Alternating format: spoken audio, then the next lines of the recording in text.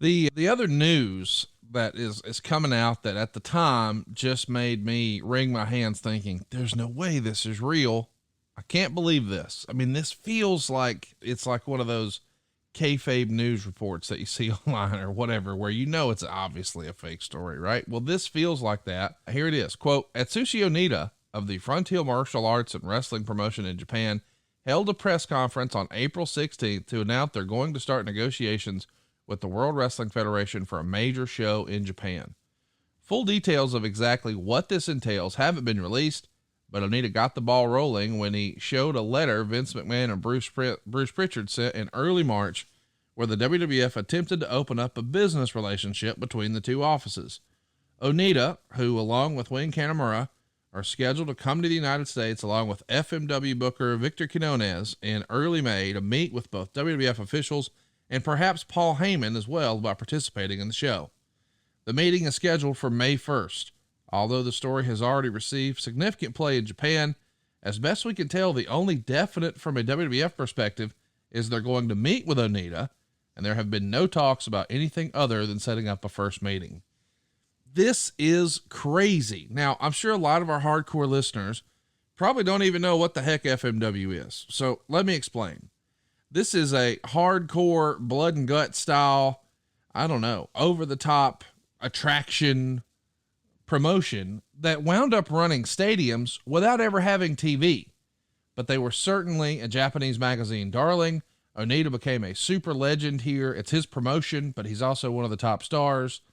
And they would have these crazy barbed wire explosion matches. And I'm sure some of our listeners saw clips of this when you guys ran some clips, I guess in the summer of 97 for the King of the Deathmatch tournament. Or I guess that was IWA, but the same type of shenanigans, if you will, with Terry Funk and Mick Foley there in 95.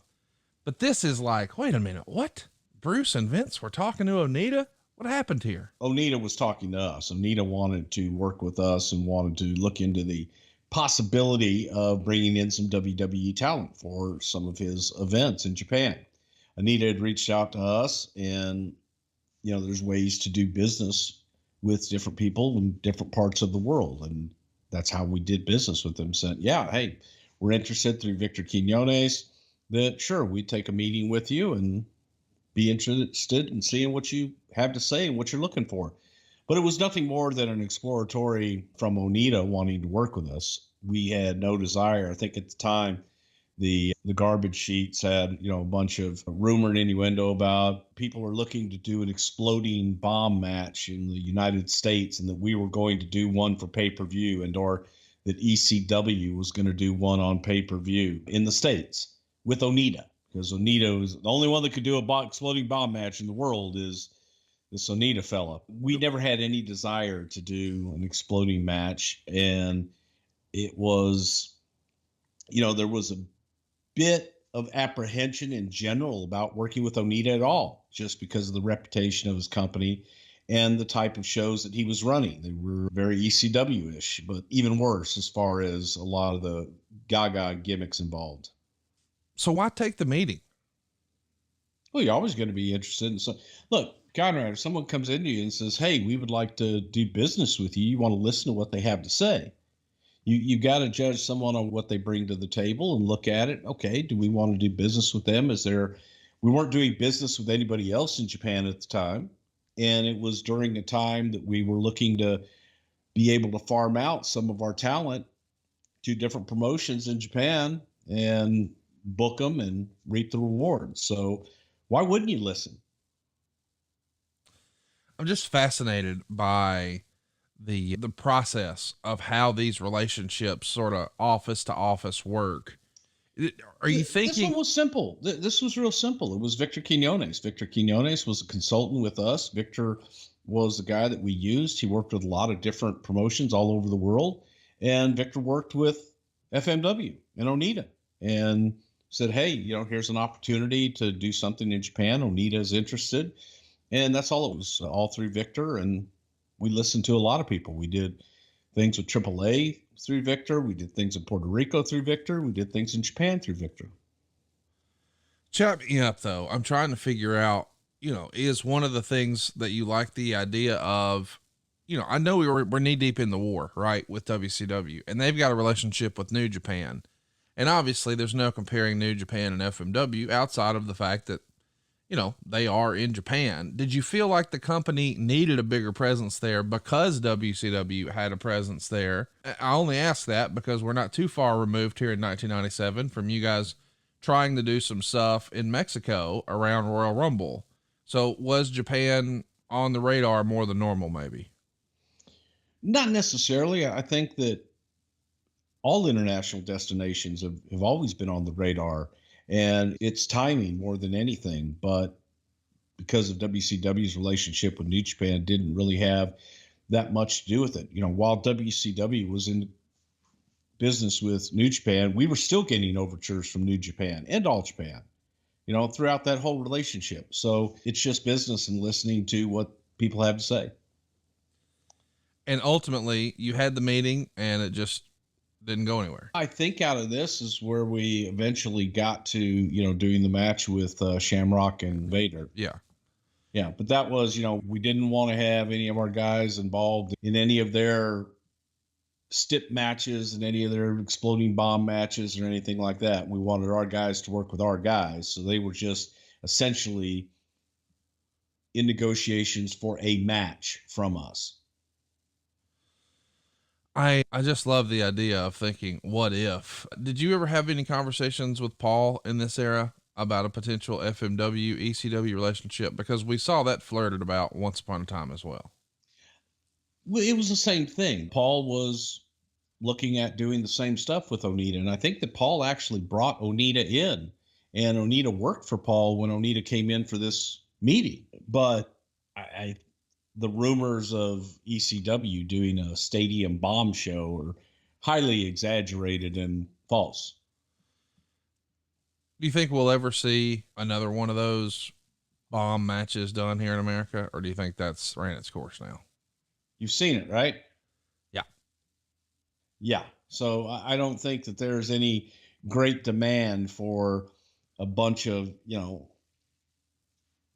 pyrotechnics, which is essentially what it was. It was yes. A great deal of pyrotechnics and loud concussions and a lot of smoke and a lot of dust is all it was. There was no danger. There was no, I guess there was perceived danger because the referee wore some silly outfit. But yet, it's funny. The ring is surrounded by explosives, right? Yep.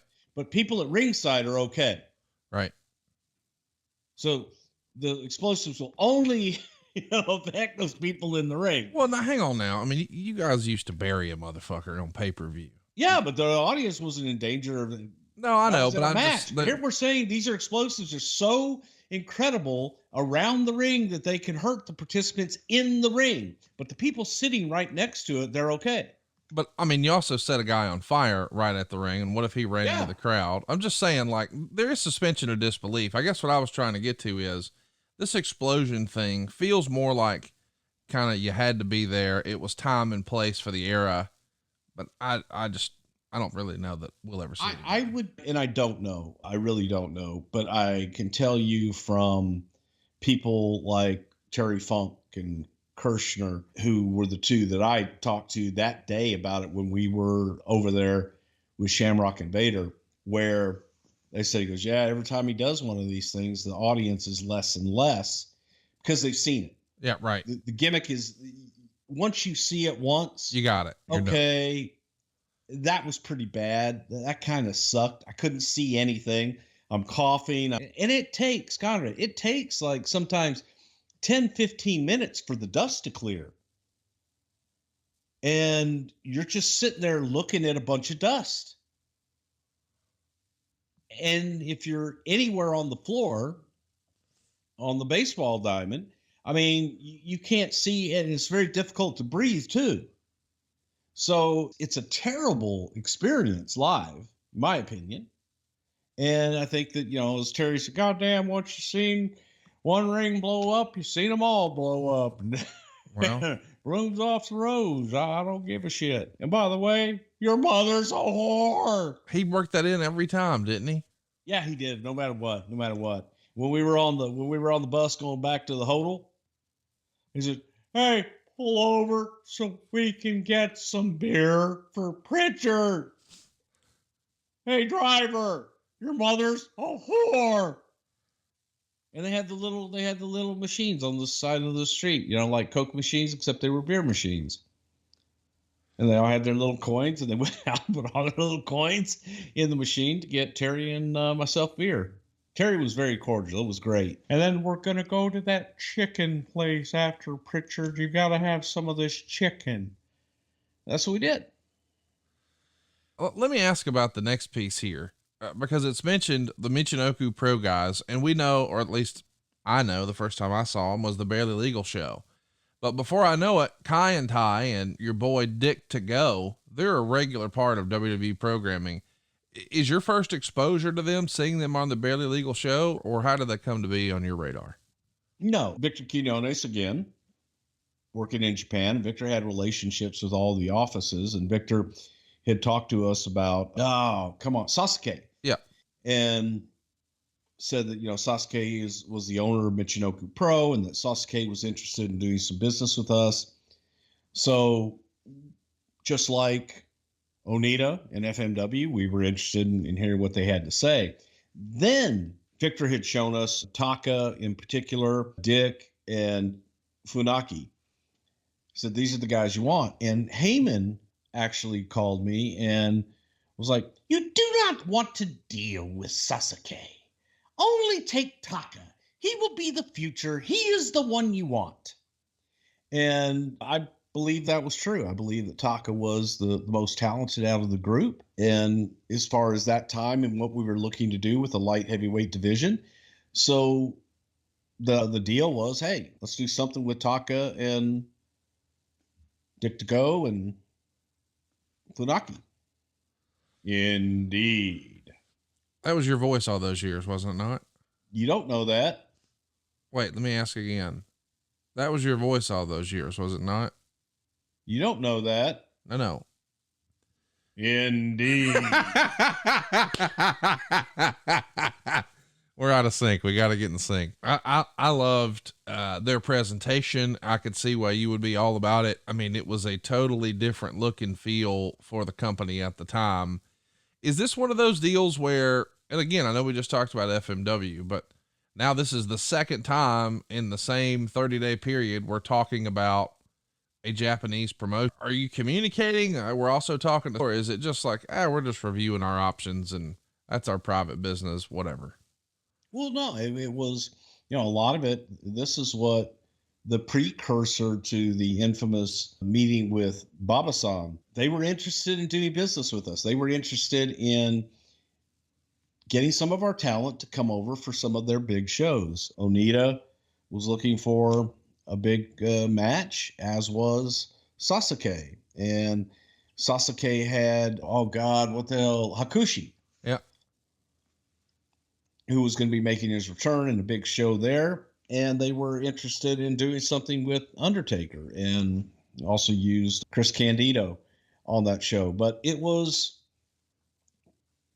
business. It was just business as usual. And it was kind of like going to the highest bidder and being able to protect what we did do over there and have complete control over it.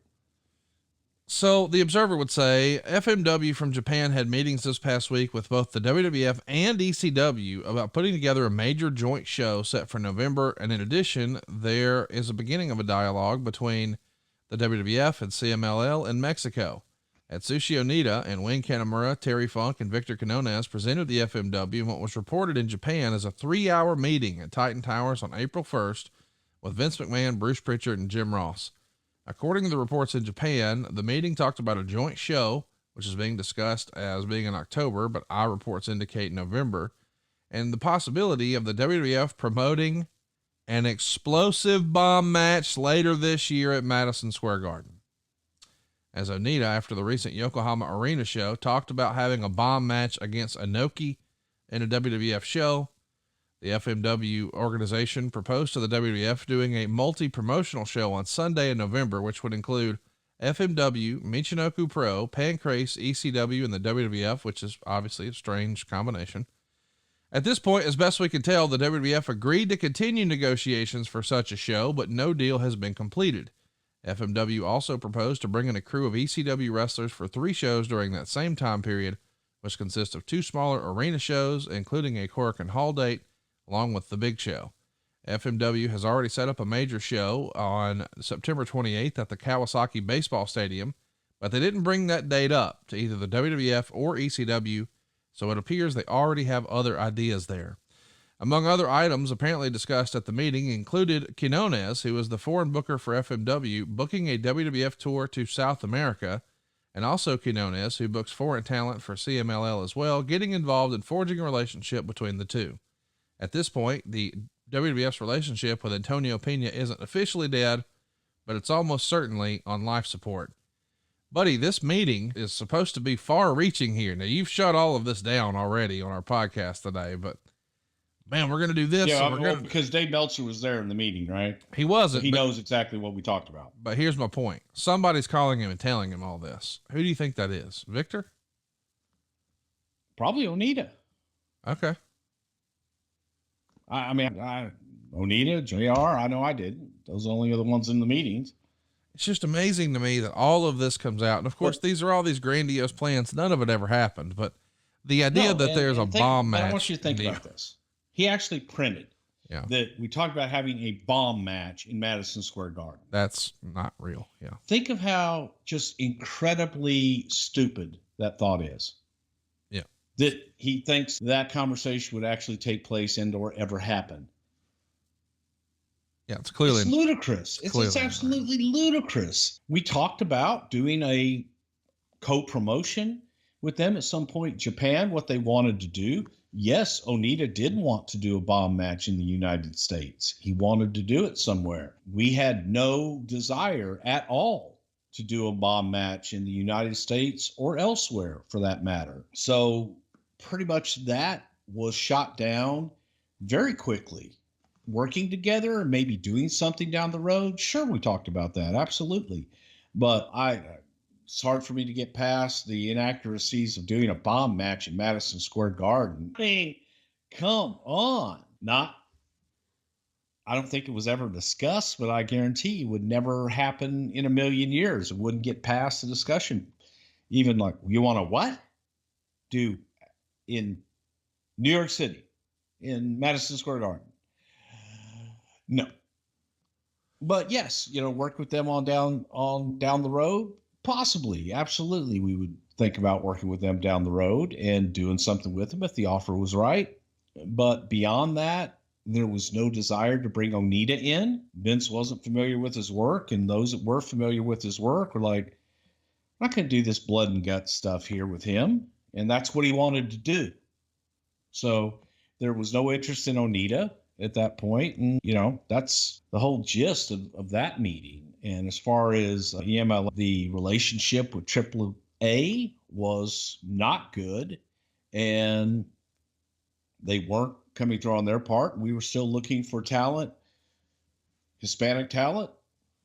Well, we went to the other promotion there. Victor did have a good relationship with Paco Alonso with the MLL, set up a meeting, and Victor and I went down to Mexico City and met with Paco and his crew.